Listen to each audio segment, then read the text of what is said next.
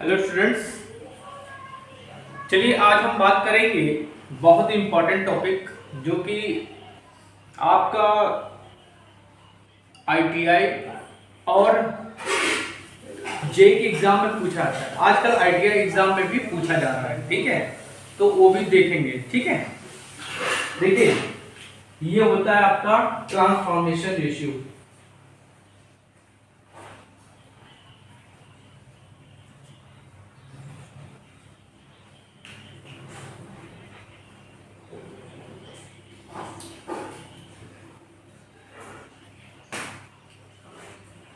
Transformation ratio, transformation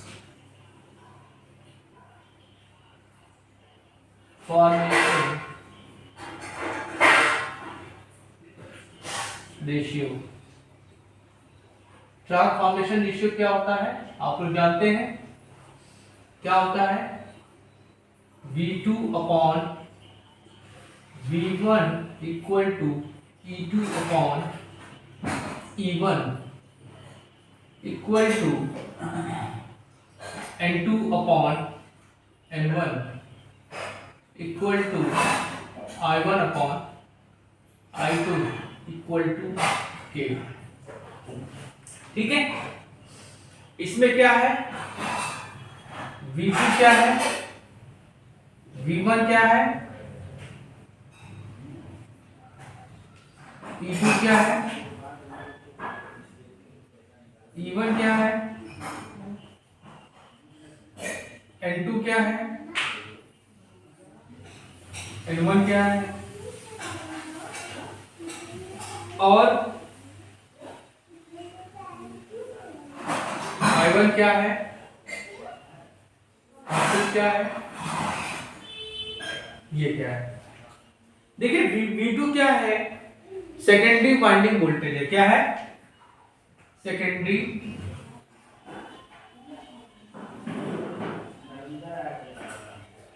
winding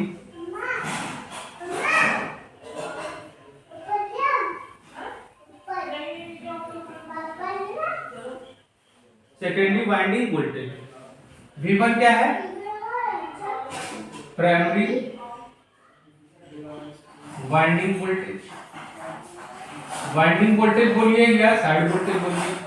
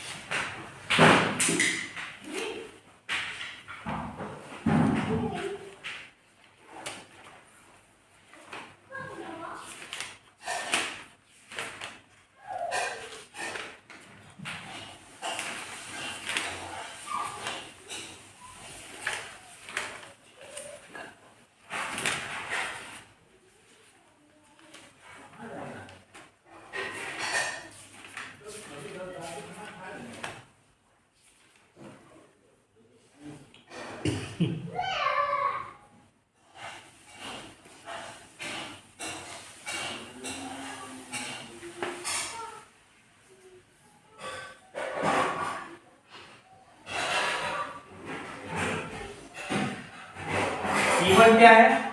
prime secondary EMF, secondary side EMF कह सकते हैं, secondary winding EMF कह सकते हैं।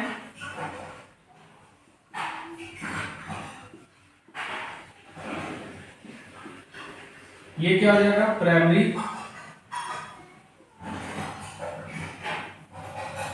Winding EMF. ये क्या हो जाएगा?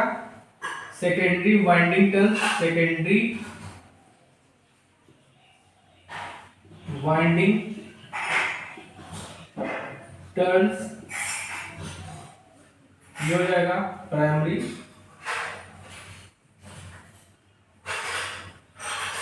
वाइंडिंग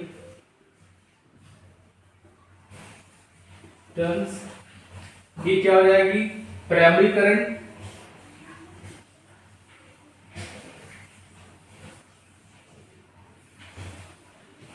ये सेकेंडरी करंट।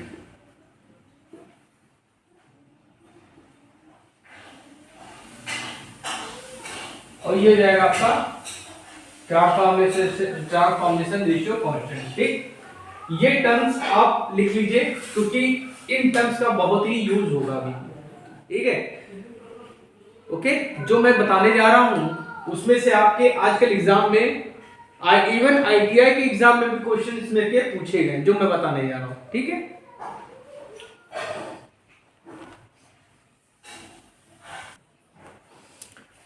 अब ये जो आपको दिख रहा है ये है आपका ट्रांसफार्मर का इक्विवेलेंट सर्किट या डायग्राम।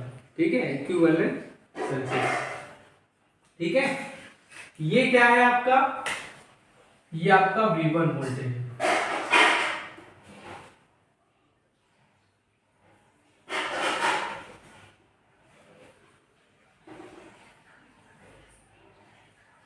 ये आपका V1 वोल्टेज।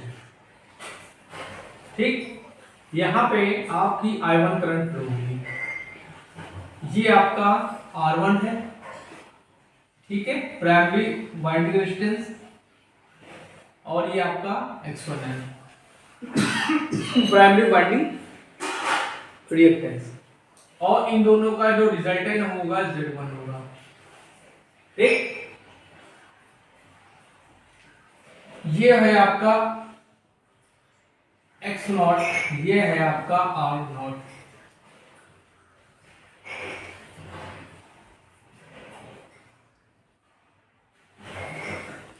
ठीक, ये आपका X0 R0, ये आपका X0।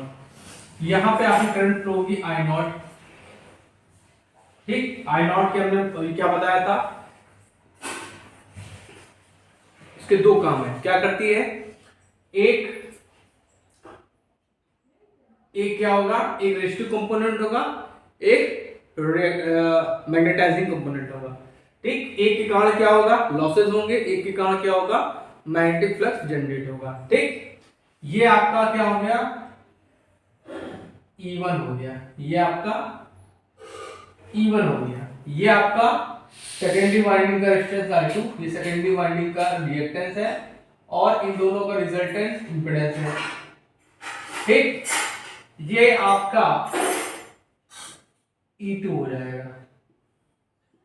ठीक, और ये जो ट्रांसफार्मर है इसमें क्या है, N1 के टर्म्स क्या है, N2 से बड़े हैं। ठीक है, ओके। यहां पे आपकी क्या होगी, I2 करंट फ्लो होगी। इसी I2 करंट का 2 से 5% जो है I0 होती है। नोट कर लीजिए, ये आपका ट्रांसफार्मर का इक्विवेलेंट रेजिस्टेंस है, सॉरी इक्विवेलेंट सर्किट है। ठीक है, अब हम क्या करेंगे, हम जो बताने जा रहे हैं कि अगर इस रेजिस्टेंस की वैल्यू को हम इस प्राइमरी में रेफर करेंगे तो रेजिस्टेंस की वैल्यू क्या होगी, और अगर हम इस प्राइमरी वाइंडिंग के रेजिस्टेंस को इधर प्रेफर करेंगे, ट्रांसफर करेंगे, तो क्या वैल्यू होगी, ये बताने जा रहे हैं, जो कि बहुत इंपॉर्टेंट है। इससे क्वेश्चन आजकल पूछे जाते हैं। ठीक है, फिलहाल आप सर्किट डायग्राम नोट कर लीजिए।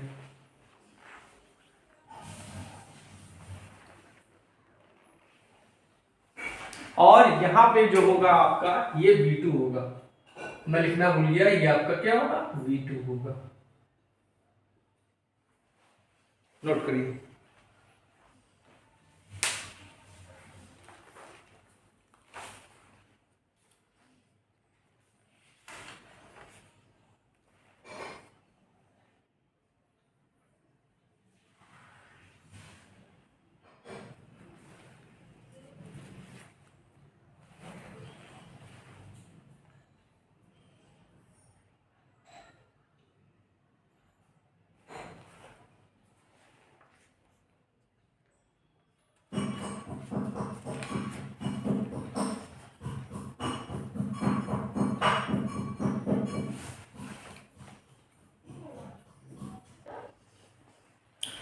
अब चलिए मुद्दे की बात करते हैं।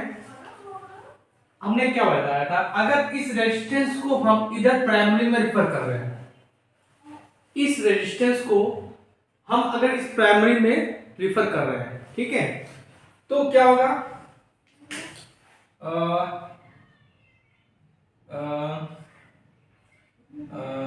तो जब इधर रेफर करेंगे तो ये जो सेकेंडरी रेजिस्टेंस है, जो प्राइमरी रेफर करेंगे तो ये हो जाएगा आपका R2 डैश। क्या हो जाएगा? R2 dash. ठीक, R2 डैश लिखेंगे resistance of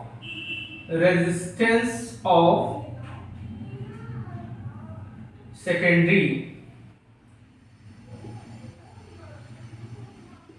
refer to primary. ठीक है, प्राइमरी। ठीक, ओके। तो क्या होगा, यहां पे हो जाएगा, तब क्या हो जाएगा, इस रेजिस्टेंस को लिखेंगे R2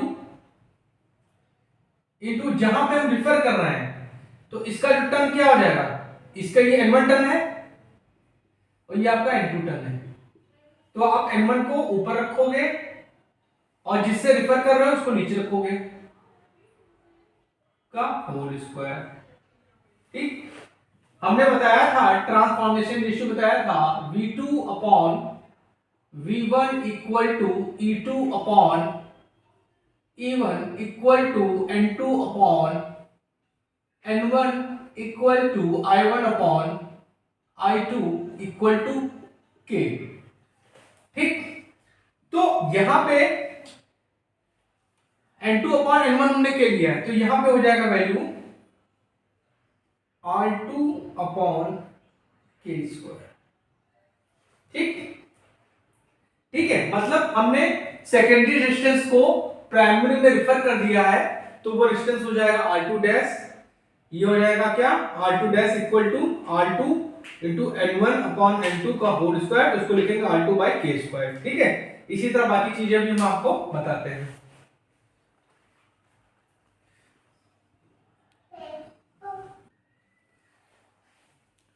अब यहां पे अगर हम टोटल रेजिस्टेंस निकालें, ठीक है, अगर यहां पे हम टोटल रेजिस्टेंस तो निकालें, तो टोटल रेजिस्टेंस क्या हो जाएगा, टोटल रेजिस्टेंस को हम यहां देते हैं, तो टोटल रेजिस्टेंस हो जाएगा आपका,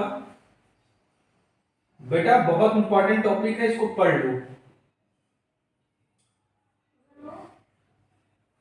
तो क्या हो जाएगा, R1 प्लस ये value R2 by K square, ये टोटल रेजिस्टेंस हो जाएगा। ठीक, इसी तरह अगर हम रिएक्टेंस निकालें, तो रिएक्टेंस, चलिए हम रिएक्टेंस लिख देते हैं यहां पे,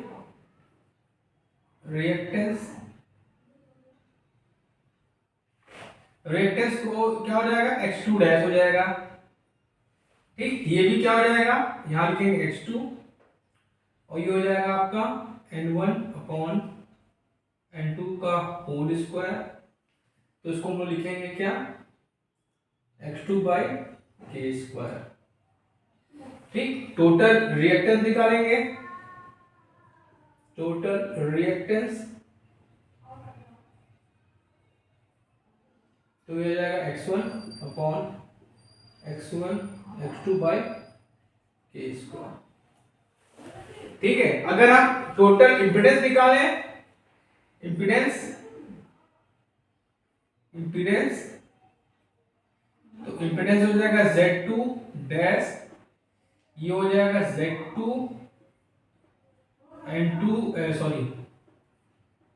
N1 by N2 whole square, तो हो जाएगा ये आपका Z2 by K square. Note कर लीजिए।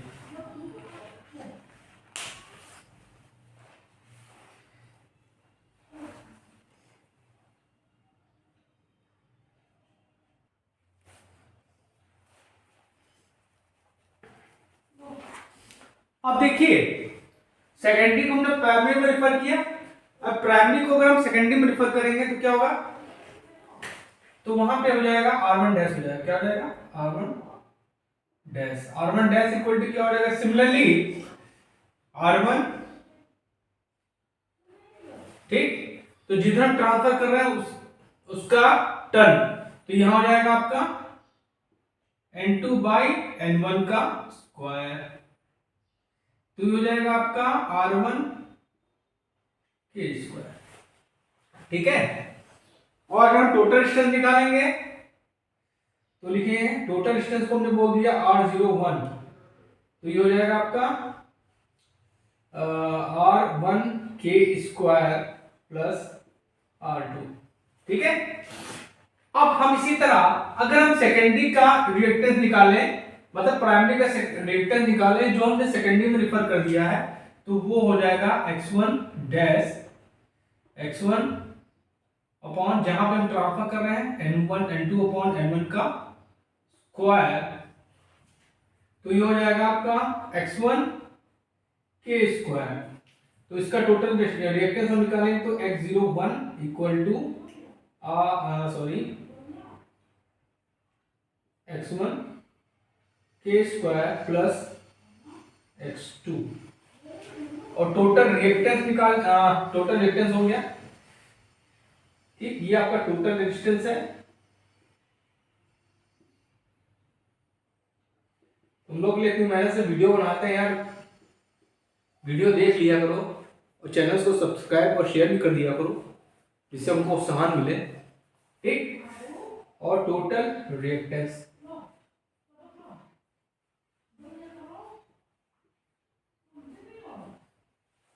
अगर हम इंपेडेंस निकालें तो ये लगेगा Z1 2 इंटू बाई N1 का स्क्वायर, तो Z1 k²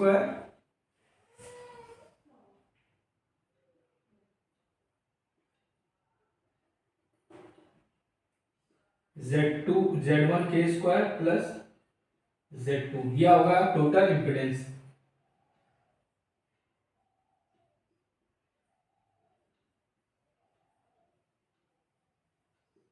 नोट कर लिए, बहुत इंपॉर्टेंट टॉपिक बताया है। आजकल आईटीआई में भी ये क्वेश्चन पूछे जा रहे हैं। बिहार TG2 में, इसमें बिहार TG2 की जो तैयारी कर रहे हैं उनके एग्जाम में ये क्वेश्चन कई बार पूछा गया है, तो ध्यान से